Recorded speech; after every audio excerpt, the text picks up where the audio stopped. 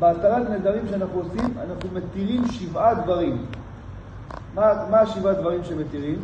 נדרים, זה אדם שקיבל על עצמו בלשון נדר. קבלות, כל מיני קבלות ומנהגים, דברים טובים שאדם קיבל על עצמו לעשות. שבועות, נשבע על משהו מסוים. חרמות, נידויים ונזיפות. מה זה חרמות, נידויים ונזיפות?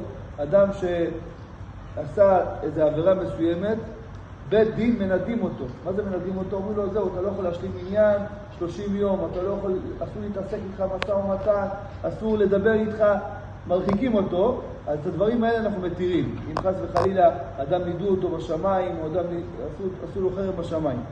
הדבר החמישי זה חלומות רעים.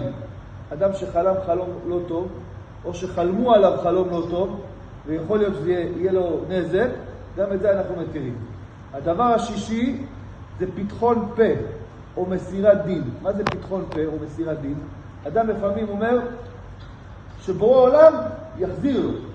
יש הרבה פעמים אנשים אומרים, אני לא יכול להחזיר לו, שבורא עולם יחזיר לו. זה נקרא מסירת דין. אסור להגיד דבר כזה. אסור להגיד שבורא עולם יחזיר לו. זה נקרא מסירת דין לשמיים. או אדם פתח פה על עצמו לרעה. לפעמים אדם אומר, בא לי, אומר, זה לשון מסוימת, חס וחלילה, שיקרה לו זה משהו כזה, משהו מסוים, או הוא אומר את זה על חבר שלו. הוא אומר את זה לשון לא טובה, של מוות, או שיקרה למישהו משהו, זה נקרא פתחון פה לרעה. גם את זה, אם חס וחלילה מישהו פתח עליו, או שהוא פתח על עצמו, גם את זה אנחנו מתירים בנדר. והדבר האחרון שאנחנו מתירים, זה כל מיני מחשבות זרות, אירועים רעים, או עין הרע.